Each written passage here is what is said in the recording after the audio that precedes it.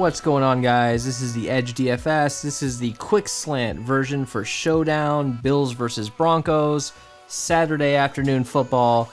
We're going to do this in 15 minutes or less. If you guys want to watch the full breakdown, we'll link it above at the end card as well. That's an hour plus of breaking it down, really detailed, going through position. We have our lineup build, we have our captain choice, we have our fate of the night.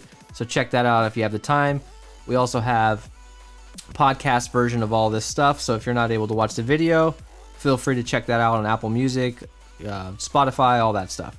So my name is Tyson Smith, joined by Ellie Hernandez. Ellie, what's going on, man? Talk to me about this matchup. We're running the quick slant here, so no bullshitting like we did in the last video. We just spent over an hour breaking this down. We feel pretty good about it. So yeah, man, what are your thoughts on this matchup overall? Yeah, I'm pretty excited for it. I think it's going to be a competitive one. At least within 10 points for most of the game. I do think the Bills are going to end up winning by at least 2 touchdowns. But I'm excited to see how Josh Allen comes out and reacts to some of the media comments about him this week. I think the Bills are going to play with a chip on their shoulder, and they have an opportunity to take home the division right now. Yep. So I'm pretty stoked for this one, man. And I love Saturday football. Just play football every day of the fucking week. I don't give a shit. I'll watch it all. Exactly. Buffalo, basically, they would have won 7 straight if it wasn't for the Hail Murray. Like, this team's on fire with one lucky ass reception. As bad, you know, as much as I hate to say it, Buffalo should have won that game, and they should have 7 straight wins at this point. So they're on fire. They have a 70% win probability here for this game. They're favored by 5. It's a 49 total. A little bit lower than we're used to seeing. I think that's a little low for me. I think this will hit the over, in my opinion. The ownership is skewed way towards Buffalo, and, you know, as it should be. But I think Denver, you know, at 5-8, Drew Lock is healthy. Drew Lock came out and had a really good game last week. They beat the Panthers. He had 4 touchdown passes. I think they can keep up with this team. I don't think it's going to be a competitive game. Buffalo has some bulletin board material with what that ESPN guy said about, you know, Josh Allen. And they have a chance to win the division for the first time in 25 years. Obviously, they're going to be ready to play this game. So let's quickly talk about some injuries, just really quick. We've got John Brown is out. You've got Melvin Gordon and Phillip Lindsay, both questionable, so keep an eye on that.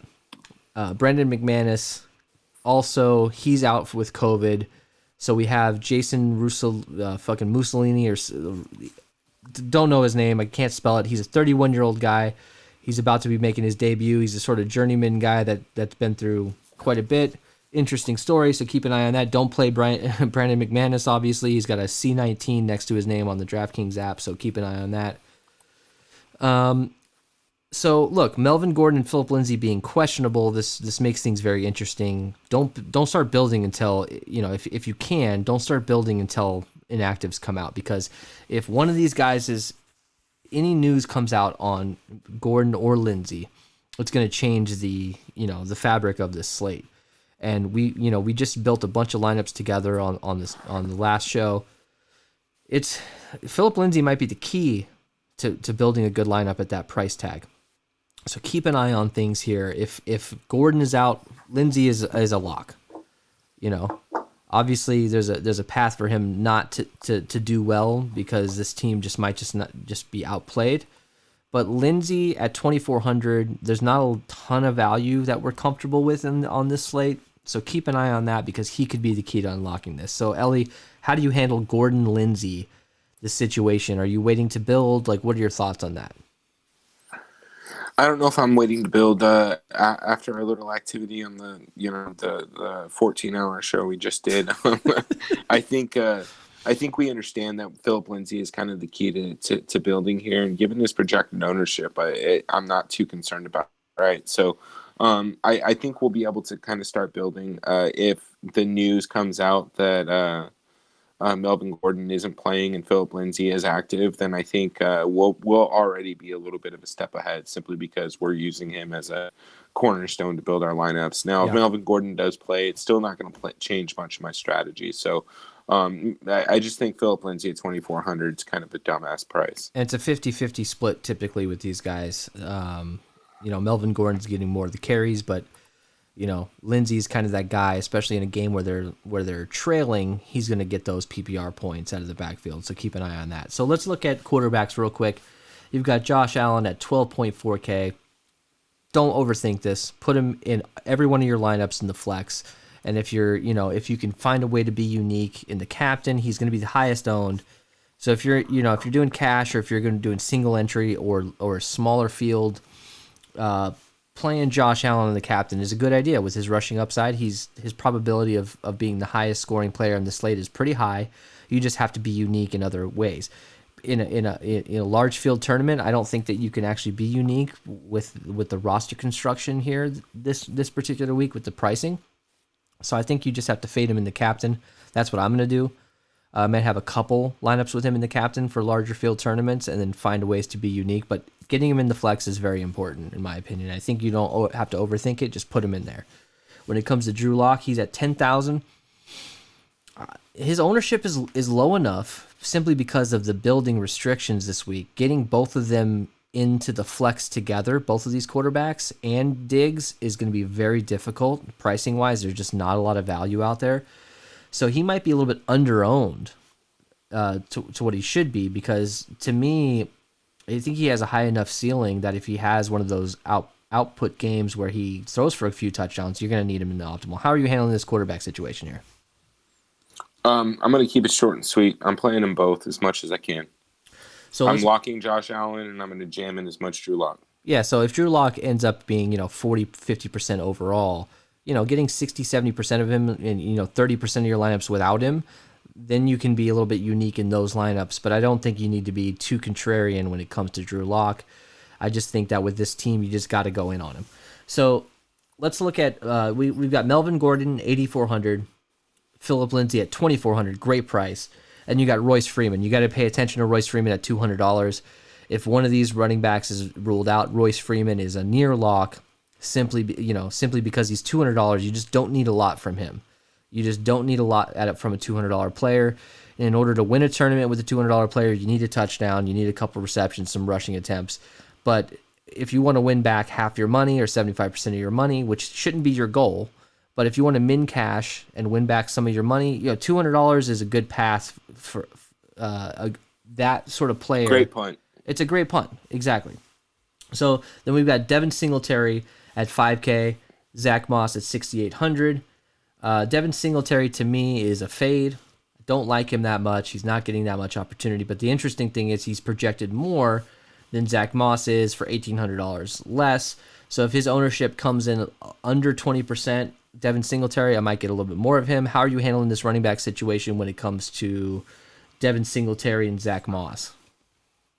I ranked Devin Singletary ahead of Zach Moss, but again, this is just going to be a typical feedback that we give for Buffalo Bills slate. I'm just not interested in the running backs. I want as much of the pass catchers as I can possibly get. If the running backs come in under owned, I think you have to consider them in some of your lineups, but don't go too crazy on them. They just don't get the volume that they need. So let's move over to wide receiver. Stefan Diggs, 11.4K. Just play him. You can get some captain with him. We built some. If you want to check out our lineup build on the full show, it's tough to build with him at captain and be unique. It's just going to be difficult, especially if one of these running backs for Denver is ruled out. They're going to become chalk, and you're going to be highly duped, and you don't want to do that in Showdown because you're just wasting your time if you're duped with 100 people. But the bottom line is play Diggs in the flex for sure. Cole Beasley at 9,200. He's getting pretty equal opportunity with Gabriel Davis over the last few weeks. The targets are going more towards Beasley, but Gabriel Davis is 6,200. He's $3,000 cheaper. I like Gabriel Davis much more. I'm more willing to fade Cole Beasley, especially considering Denver's cornerback situation. They have 5 guys out over the last few weeks. They pulled up a guy from another team's practice squad. He's the third cornerback this week, so it's going to be tough for them. So we just don't know where these targets are going to end up. Gabriel Davis, to me, at 6,200 is a great play. You're going to need that value. To me, he's a great captain play as well. And then you have Isaiah McKenzie at 1,400 and Andre Roberts at 200. Those are just pure punts. You don't need to get too much into them. Let's move over to the other side. Tim Patrick at 7,600, Jerry Jeudy at 5,800. KJ Hamler at 5,400. Ellie, talk to me. Yeah, I mean, look, all these wide receivers are in play here. I'm going to go ahead and just rank them straight down, just like you listed them. Tim Patrick, number one, Jerry Jeudy, number two, and KJ Hamler, number three. I don't want any of Deontay Spencer or Deshaun Hamilton. I think Tim Patrick's the clear number one. Jerry Jeudy obviously is the big play upside. And KJ Hamler honestly just seems like an easy fade, just given the fact that there's going to be recency bias there. Yeah. All three are in play, though. All right, so let's move on to tight end. For Denver, we got Noah Fant at 5,600, Nick Vannett at 2,800, Troy Fumagalli at 1,600. I think Noah Fant is the obvious choice here. He was out last week. This week, I think you have to play him, especially considering he's hovering right around 20% ownership. Dawson Knox at 4,400 for Buffalo. Tyler Kroft, and we don't know if he's playing yet. We don't know if he's going to be active. But Lee Smith is questionable. I don't think that matters much. I'm more willing to fade the tight end side for Buffalo and focus on Noah Fant for Denver. How do you feel about that? Yeah, I'm right there with you. The only thing that I have to say about the tight ends here is play Noah Fant. We built a captain lineup with Noah Fant, if you want to check that out. It seems like Noah Fant, building a lineup with him at captain, really allows you to have some really good roster construction, as opposed to some of these other guys. All right, so kickers and defense. Look, Brandon McManus is out. Don't play him. Simple as that. Tyler Bass is a good option at 4,200. Bills and Broncos defense. You got Bills at 4,600, Broncos at 3K. What are your thoughts on kickers and defense? Are you going to get a lot of the defense? I don't think we're going to get a ton of kicker, right? Tyler Bass is the only kicker that I'm okay with. But given this price, I think I'd just rather play Philip Lindsay. Defense, not too interested in. I think you might be able to get some upside out of them, just because these are two offenses that are turnover prone.